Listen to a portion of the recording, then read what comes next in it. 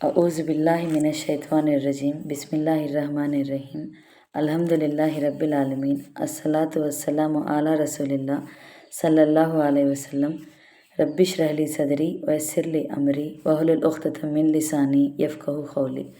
अस्सलामु अलैकुम रहमतुल्लाहि व बरकातुहू। सब जनान को तुम्हें भी ये वीडियो देखने के पहले दरूद और सलाम पढ़ को ये वीडियो देखना शुरू करो। आज का 5 मिनट का मदरसा 6 शाबानुल मुअज़्ज़म के बारे में इंशाअल्लाह में बात कर लेते हैं। शाबानुल मुअज़्ज़म अब चलता है महीना, 6 तारीख के बारे में इंशाअल्लाह 10 हदीसा मालूम कर लेने की कोशिश करेंगे। आज की पहली बात इस्लामी तारीख़ के बारे में, इस्लामिक तारीख़ का तो हिस्ट्री के बारे में। हज़रत अमीर मुआविया रदी अल्लाह अन्हु की खिलाफत और हुकूमत, कल परसों भी हमें बात कर लिए सो ये सहाबा के बारे में हज़रत अमीर मुआविया रदी अल्लाह अन्हु की खिलाफत के बारे में बात करती हैं और उनकी हुकूमत के बारे में इंशाअल्लाह जब हमें मालूम कर लेती हैं।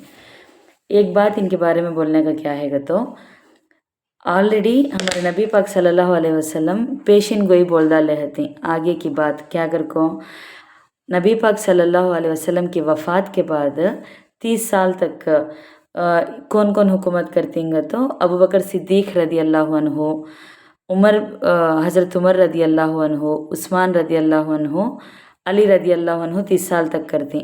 उसके बाद बादशाह हद का हुक्म चलता, बादशाह का हुक्म चलता अगर को बोल लिए थे इसके पहले हमें। उसमें पहले बने सो ये साहबाज कौन, हज़रत अमीर मुआविया रदी अल्लाह अन्हु बने सो पहले बादशाह। 30 साल के बाद बादशाहत की हुकूमत आती कर बोले नहीं, यहाँ से शुरू हुआ सो ये साहबा कने से। अब बात करेंगे हुकूमत के बारे में। हज़रत अमीर मुआविया रदी अल्लाह अन्हु से हज़रत हसन रदी अल्लाह अन्हु ने सुलह करके 40 पर 1 हिजरी में खिलाफत आपके सुपुर्द कर दी और हज़रत हसन रदी अल्लाह अन्हु के लिए 10 लाख दिरहम सालाना वजीफ़ा मुकर्रर कर दिया। उस साल को तारीख़ अरब में आमुल जमात का नाम दिया गया है। हज़रत अमीर मुआविया रदी अल्लाह अन्हु के दौरे खिलाफत में भारी बेड़े के ज़रिए जज़ीरे खब्रस फ़तेह हुआ। अफ्रीका और रोम के कुछ क़िले फ़तह हुए। जंगे सजिस्तान के ज़रिए सिंध का कुछ हिस्सा मुसलमानों के कब्ज़े में आया। मुल्क सूडान और काबुल फ़तह हुआ और मुसलमान हिंदुस्तान में खंदमील के मकाम तक पहुँचे। अफ्रीका में सूडान तक इस्लामी परचम लहरा दिया। नहर ज़ैहून को पार करते हुए बुखारा और समरकंद को फ़तह किया।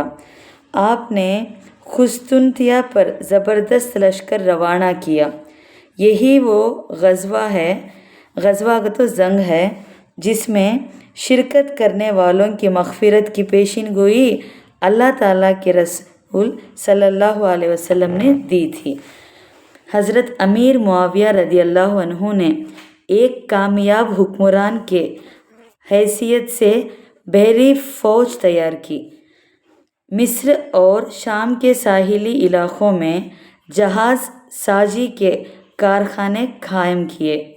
1700 जंगी जहाज़ रोमियों के मुकाबले करने के लिए तैयार कराया। उसके अलावा और बहुत सारे कारनामे अंजाम दिए जो तारीख़ के सफ़ात में मौजूद हैं।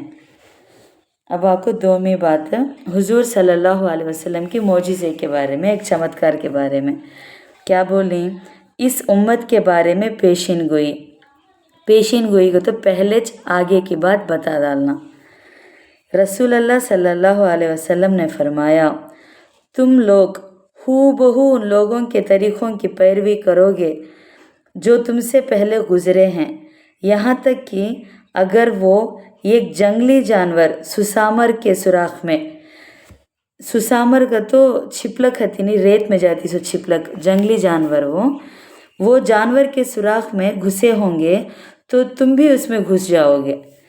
लोगों ने अर्ज़ किया, या रसूल अल्लाह, पहले आदमियों से यहूद और नसारा मुराद हैं।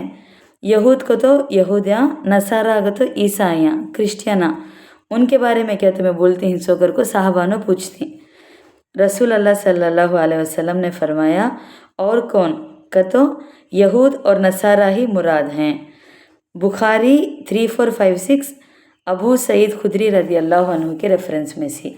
इसमें क्या खुलासा करती हैं तो आज हम लोग यहूद और नसारा का तो यहूदियाँ और क्रिश्चियना की कितनी पैरवी कर रहे हैं का तो उनको कितना फॉलो करती हैं हमें ये किसी को बतलाने की ज़रूरत नहीं।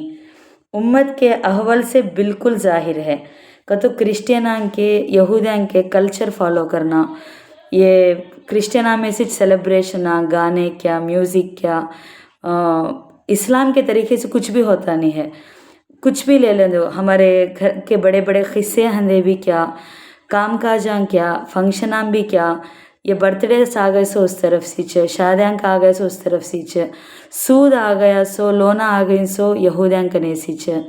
सो बिल्कुल हु बहु तुम्हें वैसा करती, उन्हों कैसा करती कि उनको फॉलो करती घर को। उम्मत के बारे में नबी पाक सल्लल्लाहु अलैहि वसल्लम पहले ज बता डाली। 3वीं बात, एक फ़र्ज़ के बारे में, मुश्तरक कारोबार में नफ़ा का मुतय्यन होना। मुश्तरक कारोबार को तो मिल को कौन है तो बिजनेस करते हैं कि पार्टनर्स करते हैं व्यापार में, पार्टनर दो सी बड़ को आदमियाँ करते सदमियाँ को। नफ़ा का मुतय्यन होना का तो नफ़ा का तो प्रॉफिट है जो उसके ऊपर आता है फ़ायदा, उसके बारे में फिक्स्ड बात कर लेना। अगर चंद लोग मिलकर मुश्तरक कारोबार कर रहे हो तो पार्टनरशिप करते हैं तो उसमें नफ़ा का फ़ीसद का एतबार से मालूम और मुतय्यन होना वाजिब है का तो फ़ायदा कितना % है ना कहते से पहले ज मालूम कर लेना वो वाजिब करते। मसलन ये तय किया जाए कि हासिल होने वाले नफ़ा का 10% या 1/4 हिस्सा फलाना शरीक को मिलेगा और नफ़ा ही का तो फ़ायदा ही मुतय्यन ना किया या नफ़ा की ख़ास मिक़दार मुतय्यन कर ली। मसलन मुझे हर महीने 10,000 नफ़ा मिलेगा तो उन दोनों सूरतों में शिरकत का मामला ही ख़त्म हो जाएगा। शिरकत का तो मिक्स कर को व्यापार करती ही नहीं, वैसा मिल को व्यापार करते इस टेम्पो प्रॉफिट के बारे में पहले ज बात कर लेना वाजिब है। या को बदीयुस सनाई 13/78 बयान शराइत जवाज़ अनु शिरका के रेफरेंस में से। अब 4वीं बात, एक सुन्नत के बारे में, घर से निकलते वक्त की दुआ। रसूल अल्लाह सल्लल्लाहु अलैहि वसल्लम ने फरमाया, जो शख्स अपने घर से निकलते वक्त ये दुआ पढ़े तो उससे कहा जाता है हर चीज़ के शर से तेरी हिफाजत कर दी गई और शैतान उससे दूर भाग जाता है। ये दुआ हम लोग सबको मालूम होता है, सुनो। बिस्मिल्लाहि तवक्कलतु अल्लाहि ला हौला वला कुव्वता इल्ला बिल्लाह। तर्जुमा माना क्या गया तो मैं अल्लाह का नाम लेकर और उसी पर भरोसा करते हुए घर से निकलता हूँ। नेक काम करने की क़ुव्वत और गुनाहों से बचने की ताकत अल्लाह ही की तरफ से है। तिरमिज़ी हदीस 3426 अनस रदी अल्लाह अन्हु के रेफरेंस में से। अब 5वीं बात, एक अहम अमल की फ़जीलत के बारे में, नमाज में कुरान की तिलावत करना।